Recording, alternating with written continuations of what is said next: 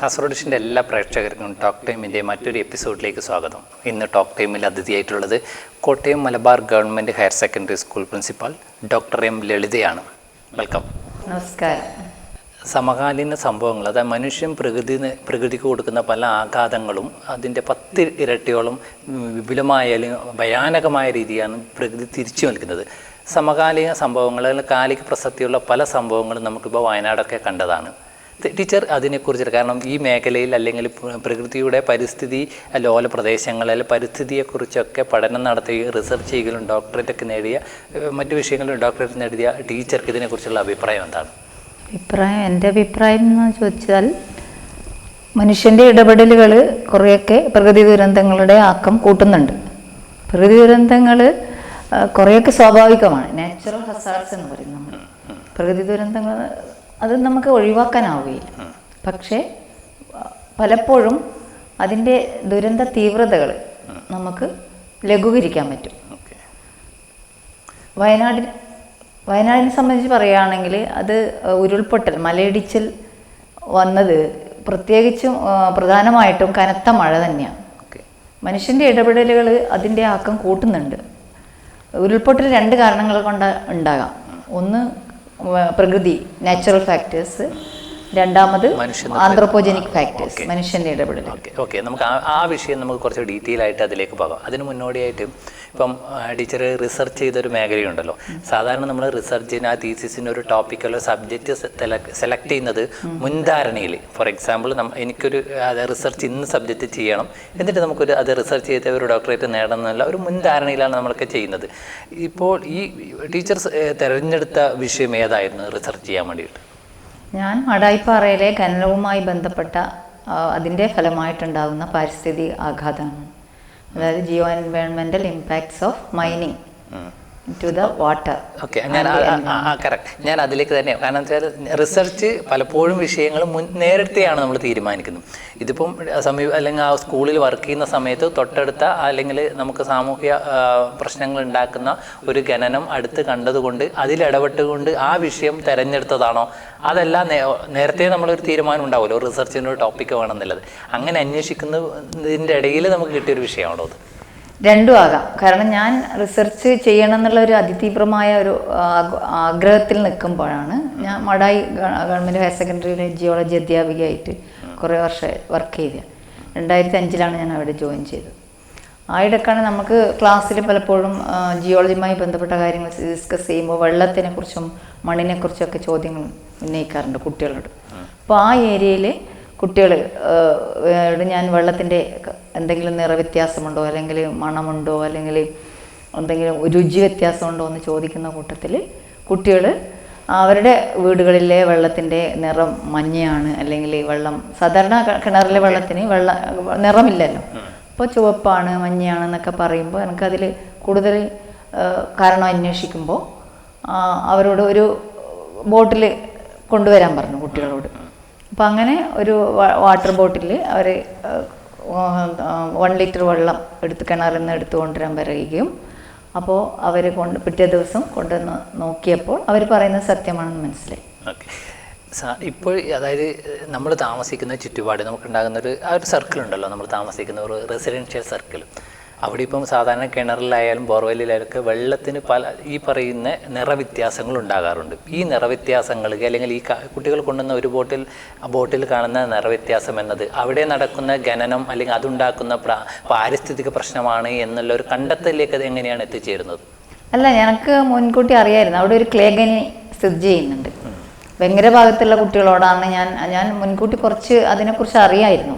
ഖനനം മൂലം പലപ്പോഴും വെള്ളത്തിൽ ഇതിൻ്റെ അംശം കലരുകയും അതിന് നിറവ്യത്യാസമൊക്കെ വരാറുണ്ട്. അപ്പോൾ ഞങ്ങൾക്ക് ജിയോളജി ഫീൽഡിൻ്റെ ഭാഗമായിട്ട് കുട്ടികളെ ഖനി പ്രദേശത്തേക്കൊക്കെ കൊണ്ടുപോകാറുണ്ട്, ഫീൽഡ് വർക്ക്. അപ്പോൾ ആയിടക്ക് ഞാൻ കൊണ്ടുപോകുന്നതിനിടയിൽ ആ ക്ലേ ഖനിയുമായി ബന്ധപ്പെട്ടതുകൊണ്ട് ക്ലേൻ്റെ ഗുണവിശേഷങ്ങളും അത് മൈനിങ് ചെയ്യുന്ന കാര്യങ്ങളും ഒക്കെ ആയിരുന്നു ഡിസ്കസ് പഠിക്കേണ്ടത്. പക്ഷേ പിന്നീട് ഞാൻ തിസീസിനെ കുറിച്ച് ഇങ്ങനെ ഒരു റിസർച്ചിനെ കുറിച്ച് ആലോചിക്കുമ്പോൾ ഈ കുട്ടികൾ പറഞ്ഞതിൽ കാര്യമുണ്ട്. ഇപ്പോൾ ഇത് പരിസ്ഥിതിയെ എങ്ങനെ ബാധിക്കുന്നുണ്ട് എന്നുള്ള രീതിയിലൊരു പഠനമായാലോ എന്നുള്ള അത് എൻ്റെ ഒരു ഇതിൽ വരികയും അങ്ങനെ ആ പ്രദേശം സ്വീകരിക്കുകയും ചെയ്തു. അങ്ങനെയാണ് ആ പഠനത്തിൽ കണ്ടെത്തിയ, ഫോർ എക്സാമ്പിൾ നിറവ്യത്യാസം കേവലം നമ്മളിപ്പം ഏത് സ്ഥലത്തും ഒരു വികസനം എന്നത് കേവലം കാരണത്തിൽ നമുക്കൊരു പരിസ്ഥിതി ആഘാതം എന്നതിനപ്പുറത്ത് പരിസ്ഥിതിയെ തൊട്ടുകൂടാതെ അല്ലെങ്കിൽ പരിസ്ഥിതിയെ മാറ്റി നിർത്തിക്കൊണ്ട് നമുക്കൊരു വികസനത്തിലേക്ക്, ഒരു സമൂഹത്തിൻ്റെ വികസനത്തിലേക്ക് എങ്ങനെ പോവുക എന്നതൊരു ചോദ്യചിഹ്നമാണ്. ഫോർ എക്സാമ്പിൾ ഇപ്പോൾ നമുക്ക് ഈ അടുത്ത കാലത്ത് റീസെൻ്റ് ആയിട്ടുണ്ടാകുന്ന പല പ്രകൃതി ദുരന്തങ്ങളും നമുക്ക് അതിലേക്കാണ് ചൂണ്ടുന്നത്. പക്ഷേ എന്നാലും നമുക്ക് പരിസ്ഥിതിയെ പൂർണ്ണമായി മാറ്റി നിർത്തിക്കൊണ്ട് നമുക്കൊരു പ്രദേശത്തുള്ള ഒരു വികസനം എങ്ങനെയാണ് കൊണ്ടുപോകുക എന്നതൊരു ചോദ്യചിഹ്നമാണ്. ഇപ്പം ടീച്ചർ ആ ഒരു റിസർച്ചിലേക്ക് പോകുമ്പോൾ കണ്ടെത്തിയ, അതായത് പരിസ്ഥിതിക്ക് ആഘാതം സൃഷ്ടിക്കുന്ന അല്ലെങ്കിൽ പരിസ്ഥിതിക്ക് ആഘാതം ഉണ്ടാക്കുന്ന കാരണങ്ങളാണ് ഈ ഖനനത്തിലൂടെ ഉണ്ടായിട്ടുള്ളത് എന്നത് ശാസ്ത്രീയമായിട്ട് എങ്ങനെയാണ് നമുക്ക് കണ്ടെത്താൻ പറ്റുന്നത്? കേവലം ഞാൻ പറയുന്നതെന്ന് വെച്ചാൽ പല പ്രദേശങ്ങളിലും ഒരു വികസനത്തിൻ്റെ ഒരു പ്രൈമറി സ്റ്റേജിൽ വരുന്ന സമയത്ത് തന്നെ അവിടെ പരിസ്ഥിതി ആഘാത പഠനം നടത്തുകയും ആ ഏരിയയിൽ അത് പാടില്ല എന്ന് പറയുകയും പല തെറ്റായ ചില മെസ്സേജുകളും നമ്മുടെ നാട്ടിൽ കൊടുക്കാറുണ്ട്. പക്ഷെ നമുക്ക് പരിസ്ഥിതിയെ സംരക്ഷിച്ചുകൊണ്ടുള്ള ഒരു വികസനമാണ് നമ്മൾ പൊതുവെ സമൂഹം കാക്ഷിക്കുന്നത്. ടീച്ചർ ഈ പറയുന്നത് പോലെ റിസർച്ച് നടത്തി മുന്നോട്ട് പോകുന്ന സമയത്ത് ഒരു ശാസ്ത്രീയമായ അടിത്തറ അല്ലെങ്കിൽ ശാസ്ത്രീയമായ എന്ത് ഫൈൻഡിങ്സ് ആണ് കണ്ടെത്തുന്നത്?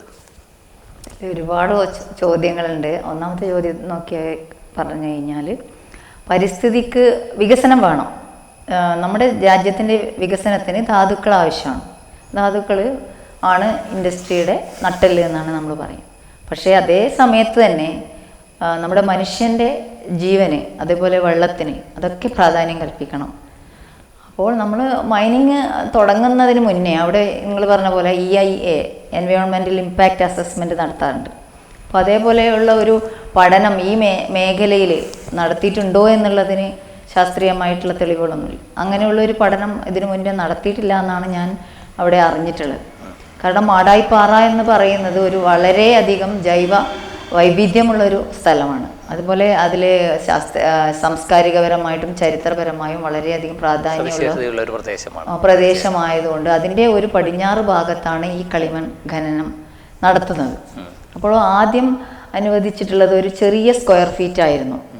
അത് മാടായിപ്പാറ മുഴുവനും അതിൻ്റെ അടിയിൽ മുഴുവനും ഈ നല്ല ക്വാളിറ്റിയുള്ള കളിമണ്ണ് കണ്ടെത്തിയിട്ടുണ്ട്. ചൈന ക്ലേ എന്ന് പറയുന്ന വളരെയധികം ഏഷ്യയിൽ തന്നെ ഏറ്റവും മുന്തിയ ഇനം കളിമണ്ണാണ് അവിടെയുള്ളത്. അപ്പോൾ അത് നമ്മുടെ മരുന്ന് ആവശ്യങ്ങൾക്കും അതുപോലെ മറ്റ് ഫ്ലവർ വേസ് പല ഉപയോഗങ്ങളുണ്ട്. അപ്പോൾ അത് എക്സ്പോർട്ടിങ് ക്വാളിറ്റിയാണ്. അപ്പോൾ അതേ സമയത്ത് തന്നെ ആ ഏരിയയിൽ താമസിക്കുന്ന ജനങ്ങൾക്ക് ഉണ്ടാകുന്ന ബുദ്ധിമുട്ടുകൾ, അതിപ്പോൾ 1-2 വർഷങ്ങൾ ഖനനം ചെയ്യുമ്പോൾ ഉള്ള നമുക്ക് യാതൊരുവിധ ഇമ്പാക്ട്സും മനസ്സിലാവുകയില്ല. പക്ഷേ അവിടെ 10 വർഷത്തിനു ശേഷം ഒരു ചെറിയ സ്ക്വയർ ഫീറ്റിനുള്ളിൽ ഖനനം നടത്തിയപ്പോഴത്തേക്ക് തന്നെ അവിടെയുള്ള കുടിവെള്ളത്തിലും അതുപോലെ തന്നെ അവിടെയുള്ള കൃഷിയും അതുപോലെ നാടിന് നമ്മുടെ തോടുകൾ അതൊക്കെ മോശമാകാൻ തുടങ്ങിയത്. മണ്ണിൻ്റെ ഘടനക്ക് മാറ്റം വന്നു.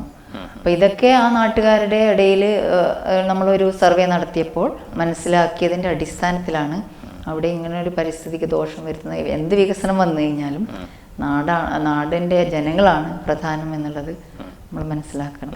ടീച്ചറെ, ഇപ്പം സാധാരണ ഒരു പ്രദേശം പരിസ്ഥിതി ലോല പ്രദേശമാണോ അല്ലെങ്കിൽ ആ പരിസ്ഥിതിക്ക് ആഘാതം ഒരു വികസന പ്രവർത്തനമോ അല്ലെങ്കിൽ ഈ പറയുന്ന ഖനനമോ എന്തെങ്കിലും ആവട്ടെ, അത് പരിസ്ഥിതിക്ക് ആഘാതം ഉണ്ടാക്കുന്ന അല്ലെങ്കിൽ പരിസ്ഥിതിക്ക് പ്രതികൂലം ഉണ്ടാക്കുന്ന ഒരു ഘടകമായി തീരുമോ എന്ന് സർക്കാർ തലത്തിൽ അല്ലെങ്കിൽ ഗവൺമെൻറ് തലത്തിൽ ഇവർക്ക് അനുമതി കൊടുക്കുന്നതിന് മുന്നേ തന്നെ ഇതുപോലുള്ള പഠനങ്ങൾ നടത്താറുണ്ട്. ആ പഠനത്തിൻ്റെ അടിസ്ഥാനത്തിൽ ഇവർക്ക് അനുമതി പത്രം ലഭിച്ച ശേഷമായിരിക്കില്ലേ പല വികസന പ്രവർത്തനങ്ങളും നടക്കുന്നത്. പിന്നീട് ഇവർ പ്രവർത്തനം നടത്തി കുറച്ച് ദൂരം മുന്നോട്ട് പോയിട്ട് കുറച്ച് യാത്ര ചെയ്ത ശേഷം അവിടെ പൊതുസമൂഹത്തിൽ നിന്ന് ഒരു പ്രൊട്ടസ്റ്റ് എന്തുകൊണ്ടാണ് വരുന്നത്? പിന്നീട് വീണ്ടും സർക്കാർ തലത്തിൽ ഇടപെട്ടിട്ട് ഈ ഖനനം പൂർണ്ണമായി നിർത്തിവെക്കാനോ അങ്ങനെ പല കേരളത്തിൻ്റെ വിവിധ ജില്ലകളിൽ പല ഏരിയയിൽ നമ്മൾ ഈ തരത്തിലുള്ള കാര്യങ്ങൾ കാണാറുണ്ട്. ഇതിനെക്കുറിച്ച് എന്താണ് ഇതിൻ്റെ അഭിപ്രായം? എന്തായാലും അൾട്ടിമേറ്റ് മെയിൻ പ്രധാനം എന്ന് പറയുന്നത് പരിസ്ഥിതിയാണ്. പരിസ്ഥിതിയും ജനങ്ങളുമാണ്. അതെ, ജനങ്ങൾക്ക് വേണ്ടിയിട്ടാണ്. പരിസ്ഥിതി എന്ന് പറയുന്നത് നമ്മൾ മനുഷ്യൻ്റെ ചൂഷണത്തിന് വേണ്ടിയിട്ടല്ല, ജീവികൾക്ക് എല്ലാവർക്കും അവിടെ ജീവിക്കണം ഭൂമിയിൽ. ഇപ്പോൾ മാടായിപ്പാറ തന്നെ എടുത്തു കഴിഞ്ഞാൽ ജൈവ വൈവിധ്യവും അതുപോലെ എത്രയോ കണക്കിന് ജീവികൾ, ജൈവ വൈവിധ്യം സ്പീഷീസ്, എത്രയോ ജനുസുകളായുള്ള സസ്യങ്ങൾ, അതുപോലെ ജന്തുക്കൾ, പക്ഷികൾ ഒക്കെയുള്ള ഒരു വൈവിധ്യ മേഖലയാണ്. ഇത് അനുമതി കൊടുക്കുന്നതിന് അപ്പോൾ അത് പഠനം നടത്തിയിട്ടുണ്ട്. പക്ഷെ അത് ഒരു കുറച്ച് ഏരിയ എന്നാണോ ഏരിയ കുറച്ച് ഏരിയ ഖനനം ചെയ്തപ്പോൾ തന്നെ ഈ വലിയ ഏരിയ പോയി കഴിഞ്ഞാൽ നമ്മൾ ഒരു വലിയ ജലസംഭരണിയാണ് മാടായിപ്പാറ എന്ന് പറയുന്നത്. അപ്പോൾ ഹ്യൂജ് റിസർവോയർ നോക്കുക, എത്രയോ ഗ്രാമങ്ങൾക്ക് ഏഴോം പഞ്ചായത്ത് അതുപോലെയുള്ള വെങ്ങര പഞ്ചായത്തുകളിലേക്ക് കുടിവെള്ളം എത്തിക്കുന്നത് ഇത് സംഭരിച്ചു വെക്കുന്ന റിസർവോയറാണിത്, മഴവെള്ള സംഭരണി എന്ന് പറയും. അപ്പോൾ അങ്ങനെയുള്ള ഒരു മഴവെള്ള സംഭരണിയെ നശിപ്പിക്കണോ അല്ലെങ്കിൽ ഒരു ചെറിയ നമുക്ക് ക്ലേ ആണോ വേണ്ടത് എന്നുള്ളത് നമ്മൾ തൂക്കി നോക്കുമ്പം അത് ജനങ്ങൾക്ക് വേണ്ടിയിട്ടാണ് ക്ലേ. ജനങ്ങൾ ഉണ്ടാവണമെങ്കിൽ ആ നാട് ഉണ്ടാവണം. അപ്പൊ അങ്ങനെ നമ്മൾ നോക്കുമ്പോൾ ഏതിനാണ് മുൻതൂക്കം എന്നുള്ളതിനെ ആശ്രയിച്ചിരിക്കും. ഗവൺമെന്റ് എപ്പോഴും പ്രൊട്ടക്ഷൻ കൊടുക്കേണ്ടത്. ആഘാത പഠനങ്ങൾ നടത്തുന്നുണ്ട് ആസ് യൂഷ്വൽ. അത് പക്ഷേ അത് ബോധ്യപ്പെടുമ്പോൾ കണ്ടെത്തിയിട്ടുണ്ട് ഇത്ര ഖനനം ചെയ്ത് കഴിഞ്ഞാൽ ഇത്ര സ്പീഷീസ് നശിക്കുന്നൊക്കെ അവർ കമ്പനി വയലേറ്റ് ചെയ്യുന്നതുകൊണ്ടാണോ? കമ്പനി വയലേറ്റ് ചെയ്യുന്നത് അത് സംരക്ഷിക്കുമ്പോൾ നമ്മളൊരു കമ്പനിക്ക് ഈ ഖനനം ചെയ്യാൻ അനുമതി കൊടുക്കുമ്പം അപ്പോൾ ഇന്നിന്ന കാര്യങ്ങൾ നിബന്ധന വെക്കുന്നുണ്ട്. ഇപ്പോൾ വെള്ളമാണെങ്കിൽ അവിടെ ഖനിയിൽ നിന്ന് പുറന്തള്ളുന്ന വെള്ളം നമ്മൾ റീസൈക്കിൾ ചെയ്ത് വേറെ രീതിയിൽ റീയൂസ് ചെയ്യാനും, അതുപോലെ അവിടുത്തെ മാലിന്യങ്ങൾ നേരിട്ട് ജലസ്രോതസ്സുകളിലേക്ക് പുറത്തുവിടാതിരിക്കണം എന്നുള്ളത് ഒക്കെ കുറേ നിബന്ധനകൾ പാലിച്ച് ഉണ്ടെങ്കിൽ മാത്രമേ ഇത് അനുമതി ഓരോ വർഷവും പുതുക്കുകയുള്ളൂ. കുറച്ചും കൂടി സ്പെസിഫിക് ആയിട്ട് അല്ലെങ്കിൽ കുറച്ചും കൂടി സയന്റിഫിക് ആയിട്ട് നമ്മളെ പരിസ്ഥിതി ആഘാത പഠനം, പ്രത്യേകിച്ച് നമ്മൾ ഇപ്പോൾ ഈ റീസെൻ്റ് ആയിട്ട് നടക്കുന്ന പ്രകൃതി ദുരന്തങ്ങൾ നമ്മളോട് പറയുന്നത് അല്ലെങ്കിൽ പ്രകൃതി നമുക്ക് തിരിച്ചു നൽകുന്ന മെസ്സേജ് എന്നത് പരിസ്ഥിതിക്ക് അല്ലെങ്കിൽ പരിസ്ഥിതി ലോല പ്രദേശങ്ങളെ കണ്ടെത്തുക അല്ലെങ്കിൽ പരിസ്ഥിതിക്ക് ആഘാതമുണ്ടാക്കുന്ന തരത്തിലുള്ള ഒരു പ്രവർത്തനങ്ങളും നമുക്ക് നടത്താൻ പാടില്ല. ആ ഏരിയ ഫോക്കസ് ചെയ്തുകൊണ്ട് അങ്ങനെയുള്ള ഏരിയകളിൽ ഇത്തരത്തിലുള്ള വികസന പ്രവർത്തനം നടത്താൻ സർക്കാർ തലത്തിൽ അല്ലെങ്കിൽ അതുണ്ടാകുന്ന അല്ലെങ്കിൽ സയന്റിഫിക് ആയിട്ടുള്ള ഒരു റിപ്പോർട്ട് തന്നെ കൊടുക്കണം എന്നാണ്. എന്നാൽ മാത്രമേ നമുക്ക് ഈ പറയുന്ന പോലെ ഇത്തരത്തിലുള്ള പ്രകൃതി ദുരന്തങ്ങളുണ്ടാവും. പക്ഷെ എല്ലാ കാര്യങ്ങളെയും പരാമർശിക്കപ്പെട്ടിട്ടുണ്ടെങ്കിലും അത് ഇഗ്നോർ ചെയ്യുകയോ ചെയ്യുന്ന അങ്ങനെ ഒരു സിറ്റുവേഷൻ വരുന്ന സമയത്തായിരിക്കും സ്വാഭാവികമായിട്ടും പ്രദേശത്തിലെ ജനങ്ങളുടെ പ്രൊട്ടക്ഷൻ വരുന്നതും അല്ലെ. തീർച്ചയായിട്ടും അതായിരിക്കും നമ്മൾ കേരളത്തിന്റെ പല ജില്ലകളിൽ നമ്മൾ കാണുന്ന പല വികസന പ്രവർത്തനങ്ങളുടെ പേരിൽ അല്ലെങ്കിൽ ഖനനത്തിന്റെ പേര് തുടക്കം അത് സ്റ്റാർട്ട് ചെയ്യുകയും പിന്നീട് ഒരു പരിധി വരെ പോയി കഴിഞ്ഞാൽ പല ഏരിയയിൽ നിന്നുള്ള പ്രൊട്ടക്ഷൻ വരികയും അത് പൂർണ്ണമായി നിർത്തിവെക്കാനുള്ളൊരു സാഹചര്യം ഉണ്ടാകുന്നത്. ടീച്ചർ, നമുക്ക് കാരണം പരിസ്ഥിതിയുമായി ബന്ധപ്പെട്ട ഒരു വിഷയമാണ് ടീച്ചർ റിസർച്ച് ചെയ്തുകൊണ്ട് നമുക്കിപ്പം റീസെൻ്റ് ആയിട്ട് വയനാട്ടിലുണ്ടായ പ്രകൃതി ദുരന്തം നമുക്ക് കണ്ടെത്താൻ പറ്റും. ടീച്ചറിന് തന്നെ ഒരു ആർട്ടിക്കിൾ ഞാൻ വായിക്കുകയുണ്ടായി. കാരണം കേരളത്തിലെ പരിസ്ഥിതി ലോല പ്രദേശങ്ങളെക്കുറിച്ച് ചില ഉരുൾപൊട്ടലുണ്ടാകുന്ന കാരണങ്ങളെക്കുറിച്ച് അതിൽ വയനാടും എനിക്ക് തോന്നുന്നു പരാമർശിച്ചിട്ടുണ്ട്. ചില കാര്യങ്ങൾ നമ്മുടെ പരിസ്ഥിതി ലോല പ്രദേശങ്ങൾ എന്ന് പറയുന്നത് കേരളത്തിലെ വിവിധ ജില്ലകൾ പ്രത്യേകിച്ചിട്ട് നമ്മുടെ പശ്ചിമഘട്ടം പരിസ്ഥിതി ലോല പ്രദേശങ്ങളാണെന്ന് ഓൾറെഡി നമ്മൾ മെൻഷൻ ചെയ്തൊരു കാര്യമാണ്. ടീച്ചർ ഇപ്പോൾ ഈ പറയുന്ന പോലെ വയനാട് ദുരന്തം അത് നമുക്ക് ഈ പറയുന്നത് പോലെ നമ്മൾ പരിസ്ഥിതിയെ വേണ്ട രീതിയിൽ പ്രൊട്ടക്റ്റ് ചെയ്യാത്തത് കൊണ്ടാണ് മാത്രമാണോ? അതല്ല, നമുക്കത് പ്രകൃതിയാൽ അതായത് പിന്നെ അവിടെ മഴയുടെ തോത് ശരാശരിയേക്കാളും വളരെ കൂടുതലായിരുന്നു ആ സമയത്ത് 2 ദിവസങ്ങളായിട്ടുണ്ടായത്. അത് ഈ പറയുന്നത് പോലെ പരിസ്ഥിതിക്ക് ആഘാതമുണ്ടാക്കുന്ന ഏതെങ്കിലും പ്രവർത്തനം കൂടി അതിന് സമാന്തരമായിട്ട് അവിടെ നടത്തിയതായിട്ട് കാണുന്നുണ്ടോ? നേരിട്ട് ഇപ്പോൾ ഈ വയനാട് ഈ ഉരുൾപൊട്ടലിന് കാരണം കനത്ത മഴ തന്നെയാണ്. മേഘവിസ്ഫോടനം, അതായത് കുറച്ച് സമയത്തിനുള്ളിൽ കൂടുതൽ മഴ കോൺസെൻട്രേറ്റ് ചെയ്ത് ഒരേ സ്ഥലത്ത് തന്നെ പതിക്കുമ്പോഴാണ് അത് മേഘവിസ്ഫോടനം എന്ന് പറയുന്നത്. അപ്പോൾ അതിൻ്റെ കനത്ത മഴ ഉരുൾപൊട്ടലിന് അതിൻ്റെ ഒന്നാമത്തെ കാരണമാണ്. പിന്നെയാണ് വരുന്നത് സ്ലോപ്പ്, അതായത് ചെരിവ്, കുന്നിൻ ചെരിവുകൾ, കുത്തനെയുള്ള ചെരിവുകളാണ് കൂടുതലായിട്ട് നേരിട്ട് മഴ പതിക്കുമ്പോൾ അത് ദുർബലമാവുകയും അത് താഴേക്ക് പതിക്കുകയും ചെയ്യുന്നത്. ഇതിനെയാണ് മലയിടിച്ചിൽ എന്ന് പറയുന്നത്. ഞാൻ ഒന്ന് ഇന്റർഫിയർ ചെയ്യുകയാണ്. കാരണം ഈ കുന്നിൻ ചെരുവുകളിൽ കാരണം ഇതൊരു പരിസ്ഥിതി, ഫോർ എക്സാമ്പിൾ നോട്ട് ഓൺലി ഇത് വയനാടല്ല ഞാൻ ഉദ്ദേശിക്കുന്നത്, പൊതുവെ കേരളത്തിൻ്റെ പരിസ്ഥിതി ലോല പ്രദേശങ്ങളുണ്ടാവും. അപ്പം ഈ കുന്നിൻ ചെരുവുകളിൽ പിന്നെ പ്രകൃതി ദുരന്തത്തിന് കാരണം അത് പിന്നെ ഈ പറയുന്ന പോലെ ലാൻഡ് സ്ലൈഡിന്റെ പോസിബിലിറ്റി ഉണ്ട് ഏരിയയില്. അപ്പൊ ഇതെങ്ങനെയാണ് ഇപ്പൊ നമ്മൾ യാത്ര ചെയ്യുന്ന സമയത്തൊക്കെ കാണാറുണ്ട്, വീടുകളുണ്ടാവും, ചില ഫാക്ടറീസ് ഉണ്ടാവും, പല നിർമ്മാണ പ്രവർത്തനങ്ങളും അവിടെ കാണുന്നുണ്ട്. ഇവർക്ക് എങ്ങനെയാണ് ഇങ്ങനെ അനുമതി കിട്ടുന്നത്? എല്ലാ സ്ഥലങ്ങളും നിർമ്മാണ ആവശ്യങ്ങൾ വേണ്ട എന്ന് പറയില്ല.